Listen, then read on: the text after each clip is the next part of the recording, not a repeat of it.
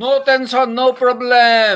আমাৰ এইটো অঞ্চলৰ বৃহত্তৰ ঢলবাবা, গড়চুক, পামহি, বৰাগাঁও আদি অঞ্চলৰ যিকোনো মটৰৰ প্ৰব্লেম, ইলেক্ট্ৰিকেল প্ৰব্লেম সকলো সমাধানৰ বাবে মিষ্টাৰ ভৱেশ চন্দ্ৰ দাসৰ লগত আপোনালোকে যোগাযোগ কৰিব। দিয়ক কামত লাগি যাওক। মই ভিডিঅ' ৰেকৰ্ডিং কৰি দিছোঁ, সকলোৱে দেখা পাব, সকলোৱে কমেণ্ট কৰিব। সেইপিনে বোৱাৰীয়ে চাই আছে, বোৱাৰী হাই কৰি দিয়া। স্কুলৰ পৰা আহি পাইছে, এইয়া তেখেতসকলৰ সহায়কো আছে, তেখেতসকলেও দেহে কেহে লাগি কাম কৰিছে। মোৰ পানী আহি যাব আজি, কোনো চিন্তা নাই।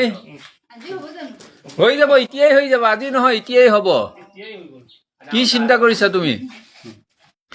আৰু এয়া দেখিছেনে, পানী ওলাই গ'ল। এতিয়া বেয়া পানীখিনি অলপ সময় যাবলৈ দিছোঁ, তাৰপিছত ভাল পানী ওলাব। বোৱাৰী চিন্তাতেই পৰিছিল, আজি পানী নহ'ব নে কি।